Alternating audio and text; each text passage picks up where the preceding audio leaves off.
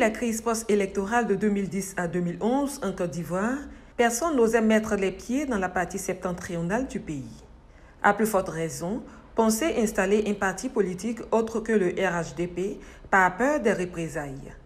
Maire, Dr Issa Malick Coulibaly et Soro Seydou, deux fils de la région, de retour après 11 ans d'exil, décident de poursuivre le combat avec le président Laurent Gbagbo. Nommés par leur référent politique après la naissance du Parti des peuples africains Côte d'Ivoire, ils se mettent au travail pour implanter le nouvel instrument politique dans leur sphère géographique.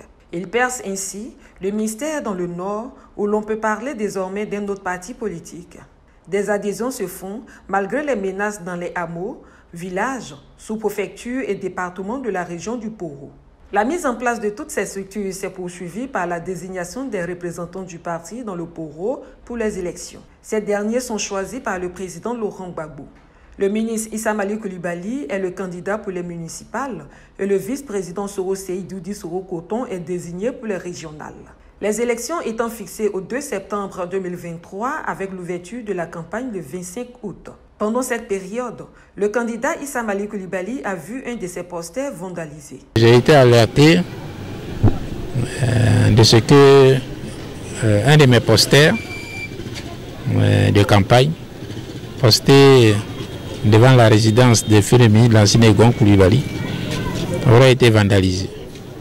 J'étais dans une activité dans un village et je me suis rendu immédiatement sur les lieux après cette activité pour vérifier l'information que j'avais reçue.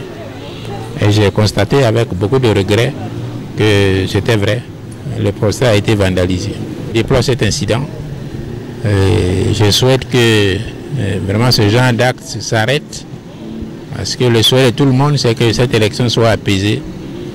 Et dans une région comme la nôtre, où on sait ce qui s'est passé en 2010, ce genre d'acte de vandalisme renvoie à des mauvais souvenirs.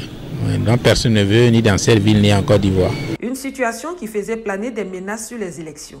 Les vieux démons étaient de retour. Mais avec le concours des autorités policières, les trois malfrats sont mis aux arrêts selon le candidat. Après la campagne, le vote, le samedi 2 septembre. Les populations sortent pour accomplir leur devoir civique, mais là encore, elles rencontrent des difficultés.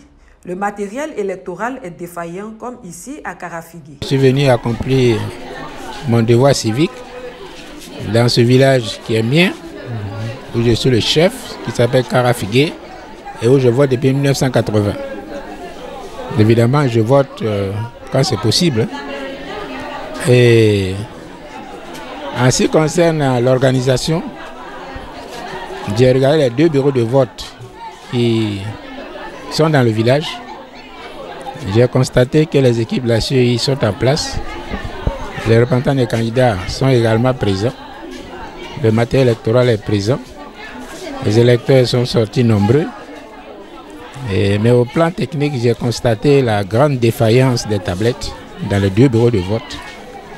Et dans un des bureaux de vote, la CEI locale a dû changer de tablette. Alors que tout le monde sait que la CEI n'a pas affiché de liste électorale définitive. On nous avait dit que la tablette allait résoudre ces problèmes-là. Moi, je crains fort que devant le ralentissement que je vois, que beaucoup d'électeurs ne puissent pas voter, ce qui serait fort dommageable pour le processus électoral. Moi, j'ai mis presque une demi-heure. On essaye, la tablette, elle ne marche pas. Je vais m'identifier manuellement, ça ne marche pas. Et on fait ceci et cela finalement, et j'ai pu voter avec la tablette. Mais j'avais déjà été alerté du fait que le processus est trop lent ici.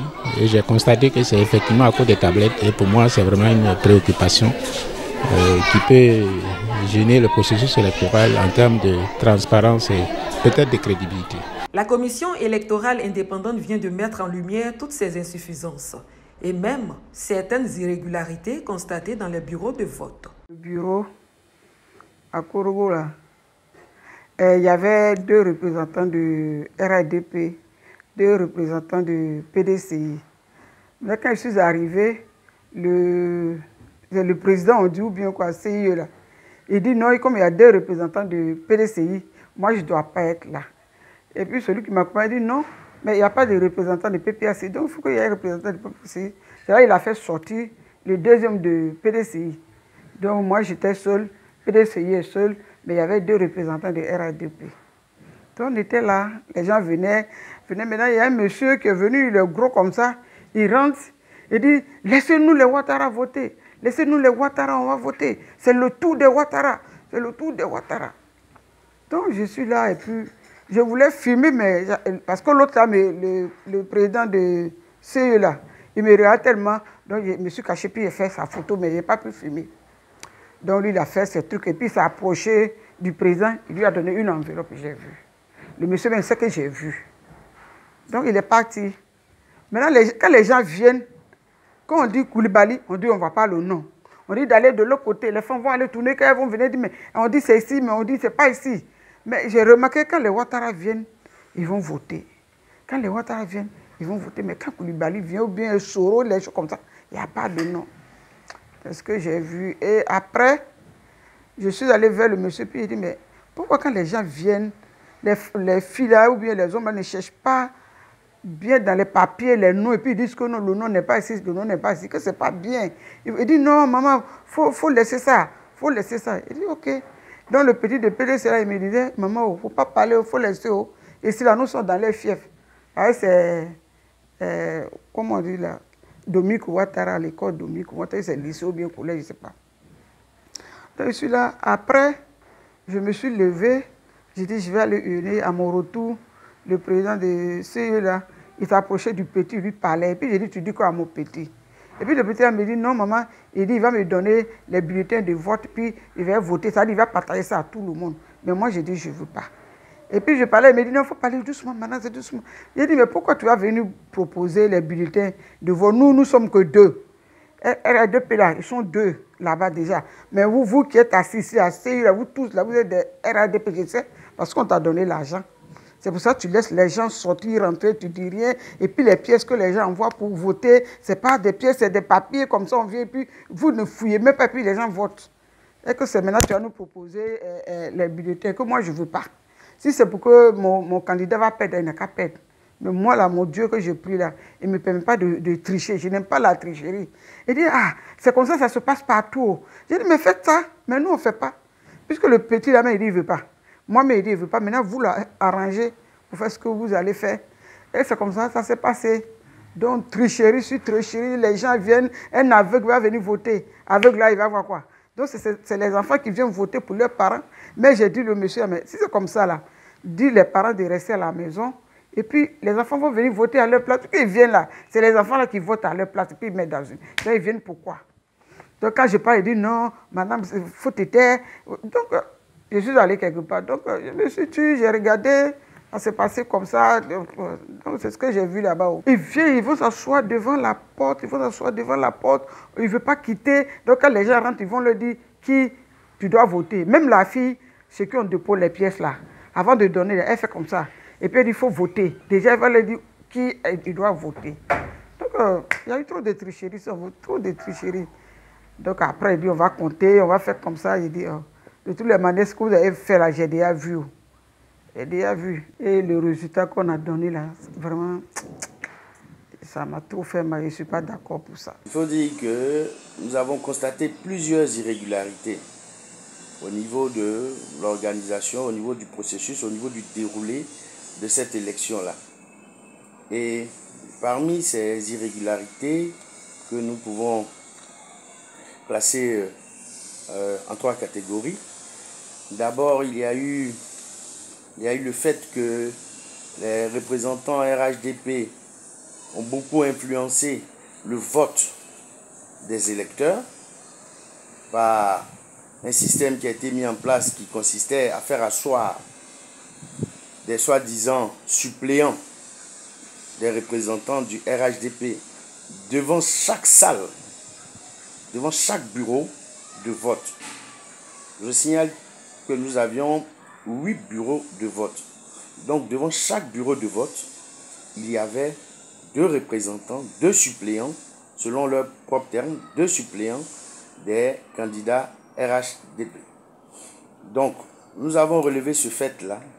Nous avons attiré l'attention de la commissaire, en l'occurrence Madame Mafiani Valérie, qui était la commissaire de la CEI, de la commune 1, précisément du lycée Dominique Ouattara, nous avons attiré son attention sur le fait que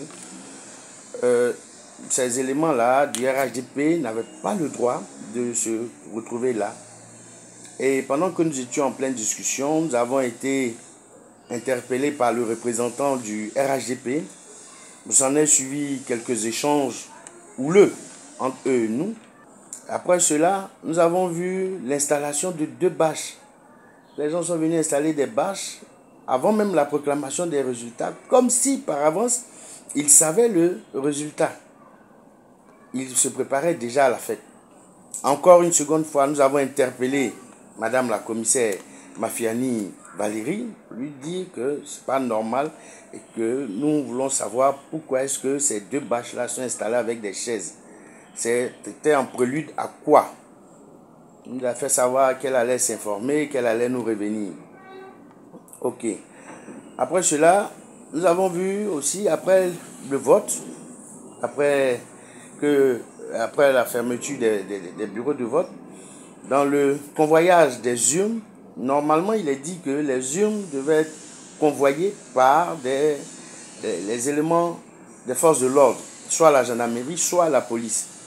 Malheureusement, après la fermeture des bureaux de vote, nous avons vu les urnes qui ont été transportées à moto. Plusieurs urnes ont été transportées à moto. Donc, nous avons interpellé encore, comme on appelle ça, la commissaire de la CEI, de la commune 1, où se trouve le lycée Dominique Ouattara où il y a eu le vote. Nous l'avons interpellée et pour toute réponse, elle nous a fait savoir qu'elle n'était pas sur le lieu du vote, qu'elle était ailleurs, qu'elle était très occupée et qu'elle ne pouvait rien faire pour le convoyage des urnes. Et elle nous demandait à nous de suivre ceux qui convoyaient les urnes à moto. Voici la réponse qu'elle nous a donnée. Elle dit, je ne peux pas faire quelque chose, je suis très loin. Je répète mot pour mot ce qu'elle a dit. Je suis très loin, je suis occupé. Vous-même, suivez-les à moto. Une fois encore, avec toutes ces irrégularités, la Commission électorale indépendante a affiché sa partialité en aidant le candidat RHDP par le bourrage des urnes. Au vu de toutes ces pratiques moyenâgeuses, l'on est tenté de se demander quel serait l'avenir du RHDP suite à ces nombreuses fraudes massives à travers le pays pour les élections locales de 2023. En attendant une réponse à cette interrogation, le PPACI peut compter sur la détermination de ses représentants dans le Poro pour continuer le travail d'implantation du parti sans peur ni crainte.